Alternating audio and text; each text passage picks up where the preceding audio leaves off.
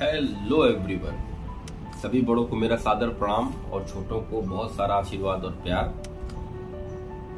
मेरे प्यारे भाइयों बहनों, मैं प्रेम पांडे फ्यूचर आईएएस एकेडमी से एक बार फिर से आपके समक्ष खुद को प्रस्तुत करने का एक प्रयास कर रहा हूं। आशा करता हूं कि मैं कहीं न कहीं आप लोगों की जो भावनाएं हैं उस पर कहीं न कहीं तो मैं खरा उतरता ही हूँ। मुझे ऐसी आशा है, वो मैं उतर पाता हूँ या नहीं उतर पाता हूँ, जो मेरी वीडियो देखते हैं वो अच्छे से समझ रहे होंगे कि मैं जो बातें बोलता हूँ वो स्ट्रेट फॉरवर्ड होती है और सीधे मैं मुंह पे बोलता हूँ कि भैया अगर ये काम आप करेंगे तो ऐसा होगा। वो चीज़ें मेरे उन बच्चों को या उन विद्यार्थियों या भाई बहनों को बुरी नहीं लगनी चाहिए जो विद्यार्थी जो भाई बहन मेरे आज तैयारी करने के लिए किसी फील्ड को चुने हैं और उस पर निरंतर मेहनत कर रहे हैं। मेरे प्यारे भाइयों बहनों, कल हम लोगों ने बात किया था भारतीय राज्य व्यवस्था पर, सीजीआई और कैट पर। तो मेरे प्यारे भाइयों बहनों, मैं आपसे एक बात ये बता दूं कि अब मैं चीज़ों को थोड़ा सा प्रिपेयर करके उसका शॉर्ट फॉर्म तैयार कर रहा हूं, जिसको उसका मैं क्वेश्चन मैं पेपर लेके आऊँगा। तो मैं उस टॉपिक से रिलेटेड जितने भी क्वेश्चन प्री में आएंगे मैं उसको आपसे डिस्कस करूँगा। मैंने आपको पहले ही बता रखा है कि भैया 10 साल का पेपर आप लोग सॉल्व करते हैं। कारण क्या जानते हैं? इसमें सीधा ट्रिक इतना सा होता है, यदि हम प्रश्नों का जो बौछार है वो झेलते रहेंगे तो हमें टाइप ऑफ पैटर्न पता चल जाएगा कि किस पैटर्न से क्वेश्चन पिछली साल आया था, उसके तो एक आइडिया दिमाग में डेवलप हो जाएगा। मेरे प्यारे भाइयों बहनों, एक आइडिया आ जाएगा कि हमको क्वेश्चन इस टॉपिक से क्या पता इस बार ऐसे पूछ ले। और यदि हम क्वेश्चन नहीं करेंगे, सिर्फ पढ़ते रहेंगे तो क्वेश्चन फेज ही नहीं किया मैंने, तो हमें उस प्रश्न का पैटर्न पता नहीं चल पाएगा। और जब पैटर्न नहीं पता चल पाएगा तो आप भरोसा रखिए, कोई भी प्रश्न आएगा आप उसको पढ़ेंगे, जानेंगे, सब कुछ करेंगे, लेकिन उस 4 ऑप्शन में आप कंफ्यूज हो जाएंगे। और जब कंफ्यूज हो जाएंगे तो उस परीक्षा में आप उसी ऑप्शन पे क्लिक कर देंगे जो ऑप्शन रॉन्ग होगा। तो मेरे प्यारे भाइयों बहनों, ऐसा ना करें। आप लोग अपने आप को समझें और जो स्मार्ट स्टडी है उसको फोकस करें। ये बैलों वाली मेहनत नहीं करनी हम लोगों की, सुबह 4 बजे से लेके फिर रात 4 तक, क्योंकि हम कोई नहर तो बना नहीं रहे हैं, कोई तालाब तो हम बना नहीं रहे हैं, या कोई पत्थर या पहाड़ तो हम काट नहीं रहे हैं, कोई रोड का निर्माण तो हम कर नहीं रहे हैं, कोई कपड़ा धुलने की मशीन तो हम है नहीं, धोबी तो हम है नहीं। तो अपने दिमाग को स्मार्ट तरीके से आप सोचिए, जैसे मान लीजिए एक किताब को एक व्यक्ति 6 घंटे में 3 लेसन को खत्म करता है, तो उस टॉपिक में उस किताब में क्या ये बताइए, इंट्रोडक्शन स्टार्ट से लेके कंक्लूजन तक क्या वो पूरा सारा काम की बात लिखी होती है? नहीं ना। तो उस टॉपिक में हमको, जैसे मैंने पढ़ाई स्टार्ट की पॉलिटी से, तो पॉलिटी में भैया हमारे कुछ लोग किताब लाते हैं वो सीधे प्रीएम्बल से स्टार्ट कर देते हैं। नहीं, आप पहले उन चीजों को पढ़िए जिनको आपका मन जानने का हो रहा है। जैसे राष्ट्रपति के बारे में जानना है तो राष्ट्रपति पहले पढ़िए, आपको प्रधानमंत्री साहब को जानना है प्रधानमंत्री साहब को पढ़ लीजिए, आपको संसद जानना है संसद को पढ़ लीजिए, विधानसभा को जानना है विधानसभा को पढ़ लीजिए, उच्चतम न्यायालय, ऐसे पढ़िए जहां से आपका मोरल, जहां से आपको इंटरेस्ट है उस चीज को पहले पढ़िए। क्योंकि जब किसी इंटरेस्ट वाली चीज को हम पहले पढ़ते हैं ना तो मजा आने लगता है। अब बोरियत चीज आप उठा लिए, बोरियत में से प्राचीन इतिहास उठा लिए, आदिम का इतिहास, पत्थर यूज करते थे, ये यूज करते थे, आपको नहीं मजा आएगा। वहीं आप उठा लीजिए आधुनिक भारत पढ़ना शुरू कर दीजिए, और आधुनिक भारत से आप भी जान रहे हैं, मैं भी जान रहा हूँ, ज्यादा प्रश्न आधुनिक भारत से आता भी है, करंट से रिलेट करके पूछ भी लेता है। आधुनिक भारत आप पढ़िए, स्पेक्ट्रम आप लोग ले लीजिए, एनसीईआरटी। पहले तो यूपीएससी वाले बच्चे हमारे भाई बहन सिर्फ और सिर्फ एनसीईआरटी पढ़ेंगे आधुनिक भारत, और जो हमारे पीछे स्टेट लेवल एग्जाम की तैयारी हमारे भाई बहन कर रहे हैं वो एनसीईआरटी 1, 2, 3, 4 बार रीड करेंगे, उसके बाद स्पेक्ट्रम ले लेंगे। राजीव अहिर साहब की है स्पेक्ट्रम, आप लोग ले लीजिए। स्पेक्ट्रम को जितनी बार आप पढ़ेंगे, जैसे होता नहीं कि नॉवेल हम लेके आते हैं, नॉवेल पढ़िए, तो आप स्पेक्ट्रम को 1 बार पढ़िए, 2 बार पढ़िए, 3 बार पढ़िए, 4 बार पढ़िए, 5 बार पढ़िए। मैं कह रहा हूं आप स्पेक्ट्रम को, आधुनिक भारत को 5 बार पढ़िए। 5 बार पढ़ने के बाद फिर आधुनिक भारत से कोई क्वेश्चन आपका नहीं बचेगा, इस चीज की गारंटी ले रहा हूं। तो हर चीज का अलग पैटर्न है। यूपीएससी और यूपीपीसी सिलेबस में बहुत सारा अंतर है।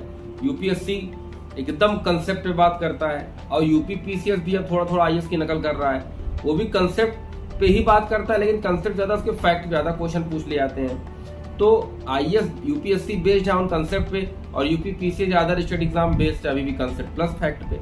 तो हमको एग्जाम दोनों देने हैं, यूपीएससी देने हैं, यूपीपीसीएस देने हैं। जिन भाइयों बहनों को दोनों एग्जाम देने हैं, जिनको दोनों चीजें करनी है, उनको थोड़ा सा ज्यादा मेहनत करना पड़ेगा। सिविल सर्विसेज में मेरा जो पर्सनल मेरा व्यू है उतना मैं आपको बता दूं कि दुनिया की कोई भी किताब सिविल सर्विसेज क्वालिफाई नहीं करा सकती है। सिर्फ एनसीईआरटी उसका बेस है, उसी बेस को समसामयिकी से जोड़ देने की कला, जो कोरिलेट कर देते हैं, उसकी कला जिसको आ गई, उसका यूपीएससी का प्री मेंस कुछ नहीं रुकेगा। हम लोग आज भी लगभग मान के चलिए 85 से 90% जो हमारे भाई बहन हैं वो पुराने पैटर्न को ही फॉलो कर रहे हैं। प्रधानमंत्री पढ़ लेंगे, राष्ट्रपति पढ़ लेंगे, कैग पढ़ लेंगे, सीजीआई पढ़ लेंगे, सुप्रीम कोर्ट पढ़ लेंगे, हाई कोर्ट पढ़ लेंगे, संसद पढ़ लेंगे, पढ़ सब लेंगे, लेकिन क्वेश्चन कुछ नहीं लगाएंगे। जब तक आप क्वेश्चन मान लीजिए संसद हमने पढ़ लिया, संसद से हमने 100 क्वेश्चन फेच किए, 50 सही किए, 50 गलत किए। अब जो 50 हमने गलत किए हैं वो किसी न किसी उसी संसद के किसी टॉपिक से रहे होंगे, तो वो क्वेश्चन जब आप गलत किए तो उसको दोबारा फिर संसद के उस टॉपिक को दोबारा जब आप पढ़ेंगे लक्ष्मीकांत साहब से, एनसीईआरटी से, तो वो टॉपिक का एग्जैक्टली वहीं पर क्लियर हो जाएगा। फिर आप दोबारा उस टॉपिक को गलत नहीं करेंगे। तो इस तरीके से प्रश्नों को लगाने से चीजें हमारी पक्की हो जाती हैं, हमारा जो कंसेप्ट होता है वो भी एकदम पक्का हो जाता है, फैक्ट हमारे दिमाग में बैठ जाता है। और फिर जो कंफ्यूजन की स्थिति होती है विद्यार्थियों में, भाई बहनों में, वो चीजें नहीं होती है। तो मेरा मानना यह है कि आप लोग जिस टॉपिक पढ़िए भैया उसके क्वेश्चन आप लगाते रहिए, क्वेश्चन लगाते रहिए, मेंस राइटिंग करते रहिए, क्योंकि टाइम देखिए मेन चीज है मेंस राइटिंग करने का। मैं आपको बता दूं, मेंस राइटिंग करने में सबसे ज्यादा जरूरी अपने विचार सकारात्मक प्लस स्पीड। स्पीड आपको कभी भी लिखने की 1, 2, 3 महीने में नहीं आने वाली, तो इसलिए निरंतर एक प्रश्न डेली का आप अपना जो है सेट कर लीजिए। जैसे मैंने कल आपसे पूछा था, समान नागरिक संहिता के बारे में लिख के दिखाइए। केवल 6 बच्चों ने ही अब तक क्वेश्चन के आंसर मुझे भेजे, बाकी क्या 450-500 स्टूडेंट हैं, क्या वो लोग के पास कहाँ गए? वो लोग कहाँ गए? वो लोग क्यों नहीं भेजे अपना प्रश्नों का उत्तर? तो ठीक है, कोई बात नहीं, इस टॉपिक पर मैं विस्तृत चर्चा करूंगा, लेकिन मंडे से करूंगा। आज शुक्रवार है, कल शनिवार है, शनिवार का दिन कल है। कल हम लोग भारतीय इतिहास पर एक बार जितना हम लोगों ने पढ़ा है, पाषाण काल से लेकर इंडस वैली सिविलाइजेशन तक, कल हम लोग उस पर एक बार चर्चा कर लेंगे, रिव्यू कर लेंगे। देखिए प्यारे भाइयों बहनों, जब किसी चीज पर हम लोग अपना रिव्यू कर लेते हैं तो कंसेप्ट क्लियर हो जाता है, तो उस चीज को पढ़ने में बड़ा मजा आता है। तो मंडे, ट्यूसडे, वेडनेसडे हम लोग पॉलिटी एक बार बढ़िया से डिस्कस कर लेंगे। पॉलिटी का मैं आप लोगों के लिए थोड़ा मेहनत करूंगा, मैं प्री क्वेश्चन भी निकालूंगा। अगर आप लोग घटना चक्र नहीं लाते तो मैं खुद घटना चक्र मेरे पास है, मैं क्वेश्चन उसे खुद आप लोग को यहीं बैठ के करवा दूँ। लेकिन आप लोगों को भी थोड़ी तो मेहनत करनी पड़ेगी। अब ऐसा तो है नहीं कि प्रेम सारी फावड़ा लाएंगे और भी खोदेंगे, पूरा खोदते चले जाएंगे, तो पानी निकलेगा तो गिलास में वो पानी को निकालेंगे, फिल्टर करके आपके मुंह में डाल देंगे। तो करूंगा नहीं मैं, क्योंकि मैं खुद एक विद्यार्थी हूँ, कोई टीचर तो हूँ नहीं, कोई महान अधिवक्ता हूँ मैं। अब मैं आपको अपने बारे में बता दूं कि मैं LLB फाइनल सेमेस्टर मेरा अब की बार होगा। इसका पहला सेमेस्टर जो 5th सेमेस्टर मैं जब भी LLB का पेपर दिया हूँ मेरे प्यारे भाइयों बहनों, ये घमंड नहीं है मुझे इस चीज का, ये सब प्रैक्टिस करते हुए आया है।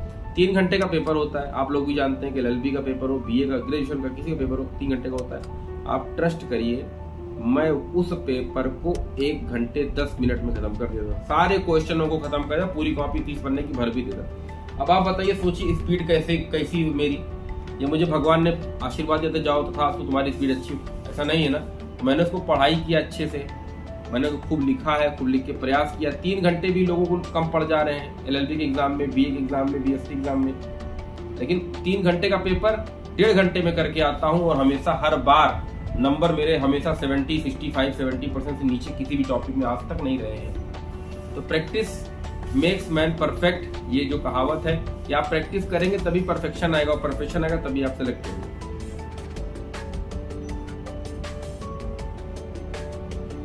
आपको मैं एक बात और रूबरू करा दूं कि कोई समय हुआ करता था, मैं बताना नहीं चाहूंगा, जब मैंने PhD एंट्रेंस एग्जाम को टॉप किया था, लेकिन मेरे पास जरिया था कि मैं चाहता तो आज 3-4 साल पहले असिस्टेंट प्रोफेसर हो गया होता, घूस खिला के लोगों को। लेकिन एग्जाम को जब मैंने टॉप किया तो मैं किसी को पैसे क्यों दूंगा? मेरे पीछे 2-3 लोग बैठे थे, मैंने उनकी सहायता की, आज वो लोग असिस्टेंट प्रोफेसर हैं, आज मुझसे तो कामयाब है वो लोग। लेकिन मैं अपने ही स्वाभिमान में अड़ा रहा कि मैं किसी को जब मैंने पढ़ाई की, मैं 1 रुपए किसी को नहीं दूंगा मेरे प्यारे भाइयों बहनों। तो पढ़ाई आज काम आ रही है, मैं आज कुछ नहीं करूंगा, कल को आप ही लोग मेरा सपोर्ट कर देंगे तो मैं YouTube चैनल पे अगर फेमस हो गया, एक अच्छे टीचर के रूप में, एक अध्यापक के रूप में, एक मेंटर के रूप में, तो क्या पता मेरा यहाँ से इनाम हो जाए। क्योंकि कब कौन कितनी तेजी के साथ विकास करेगा इसका जिम्मेदारी ना आप मेरे जानते हैं मैं कितना आगे बढ़ूंगा, न मैं ये जानता हूँ मेरे भाई बहन कितना आगे बढ़ेंगे। मैं हर दिन तो कामना करता हूँ मेरे भाई बहन खूब आगे बढ़ जाए, तो मेरे प्यारे भाइयों बहनों, दिमाग को कंसंट्रेट करिए, सकारात्मकता रखिए, निरंतरता रखिए, फालतू की बातें इधर उधर में मत पड़िए, अभी फुल फोकस होकर पढ़िए, खूब एंजॉय करिए, खूब मस्ती करिए, खूब एकदम बेहतरीन तरीके से रहिए, खूब अच्छे से रहिए। लेकिन एक बात याद रखिए कि वो निरंतरता, जो कंसिस्टेंसी है, वो कभी ब्रेक नहीं होनी चाहिए। एक भी दिन अगर वो ब्रेक हो गई तो उसको दूसरे दिन डबल करने का प्रयास करिएगा, क्योंकि एक भी दिन अगर आपकी कंसिस्टेंसी ब्रेक हुई तो आप लाखों विद्यार्थियों के पीछे चले जाएंगे। CGI और कैग के बारे में भी आज 4-5 बच्चों ने लिख के भेजा है।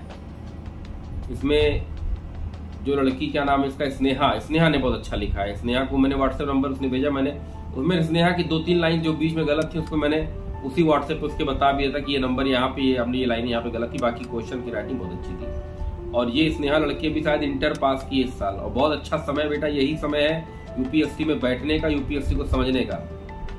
ऐसा नहीं हम ग्रेजुएशन कर लेंगे उसके बाद हम यूपीएससी में आएंगे, नहीं, आपने बहुत सही समय पर तैयारी शुरू कर दी है। बहुत अच्छा लगा कि आप जैसे छोटे बच्चियां भी जागरूक हो रहे हैं सिविल सर्विसेज के लिए या अपने लक्ष्य के लिए, ये बहुत बड़ी बात है। और ये मुझे लगता है कि जो बच्चे इंटर या हाई स्कूल से भी अपने आप को सचेत देते मुझे क्या करना है, उनमें निरंतरता बहुत तगड़ी होती है। बेस्ट ऑफ लक आपको बेटा, बहुत अच्छी बात है कि आपने तैयारी शुरू कर दी, बहुत अच्छी बात। आपने आंसर राइटिंग सकारात्मक, आपके प्रश्नों में शुरू से आखिरी तक सकारात्मकता दिखी। लास्ट में 2-3 लाइन जो गलत हुई थी मैंने व्हाट्सएप पे आपको रिवर्स समझा दिया, वही लाइन को छोड़ के बाकी प्रश्न अगर यूपीएससी में लड़की लिख देगी ऐसे ही प्रश्नों को, तो इसका 75 to 80% मार्क्स 100% में सबको मिलना ही मिलना है। बहुत अच्छी बात है, बहुत अच्छा लिखा आपने, बहुत बहुत धन्यवाद आपको तहे दिल से, और बहुत बहुत आशीर्वाद भी, क्योंकि आप लोगों ने आप बच्ची इतनी छोटी उम्र में सिविल सर्विसेज में आने की सपना देखी। बताइए, ऐसे ही बच्चों के सपने साकार होते हैं जो अपने सपने को जोड़ देते हैं, जो अपने सपने के लिए लग जाते हैं। और वैसे सपने तो पूरी दुनिया देख रही है कि मोदी बन जाएगा, तो मोदी कोई नहीं बन जाएगा ना। मोदी बनने के लिए तब संघर्ष करना पड़ेगा, धूप में तपना पड़ेगा। यहाँ हम लोग धूप में आधे घंटे एक्सरसाइज कर लेते तो हालत खराब, धूप में तपने को छोड़ दीजिए। तो मेरे प्यारे भाइयों बहनों, राज्य व्यवस्था में हम लोगों ने संघ राज्य क्षेत्र, नागरिकता, मूल अधिकार, उच्चतम न्यायालय, उच्च न्यायालय, इस सब चीजों पे हल्का हल्का डिस्कस किया है। लेकिन एक बार पुनः सोमवार से मैं एक टॉपिक पे फिर से डिस्कस करूंगा। जैसे सोमवार का टॉपिक मैं आपको दे देता हूँ। डिस्कस करेंगे हम लोग संघ राज्य क्षेत्र, नागरिकता, मौलिक अधिकार और डीपीएसपी, ये चारों पे हम लोग कंसेप्ट एक बार फिर से चर्चा करेंगे। ये घूम घूम के मैं इन चीजों को रिवर्स करता रहूंगा। ऐसा नहीं कि मैं एक बार मौलिक अधिकार पढ़ा दे दोबारा कभी मौलिक अधिकार नहीं पढ़ा, ऐसा नहीं है भैया। मैं उन चीजों को बीच बीच में खोदता रहूंगा, उसको घुमाता रहूंगा, उससे आपको जोड़ता रहूंगा, इंटरलिंक करता रहूंगा, आपको बोलने नहीं दूंगा। मैं चीजों को आपके सामने प्रस्तुत करना ये मेरी जिम्मेदारी, पढ़ना आपकी जिम्मेदारी है। मेरे प्यारे भाइयों बहनों बच्चों, आपको मैं आज बता दूं कि ये भारतीय समान नागरिक संहिता में फिर से आज मैं आपको एक प्रश्न दे रहा हूँ, सारे लोग आज इसको करेंगे। मेरे प्यारे बच्चों, भाइयों बहनों, आज मैं आपके एक बार फिर से उज्जवल भविष्य कामना करता हूँ। मौसम भी थोड़ा आज यहाँ गड़बड़ है, पता नहीं कब लाइट चली जाए, कोई भरोसा नहीं है। मेरे प्यारे भाइयों बहनों, आप लोग का आशीर्वाद मुझ पर बना रहे, बड़ों का आशीर्वाद मुझ पर बना रहे, माँ भगवती का आशीर्वाद हम सब लोगों पर बना रहे। इसी उज्जवल कामना के साथ आज का ये अंक मैं यही समाप्त कर रहा हूँ। जय हिंद, जय भारत।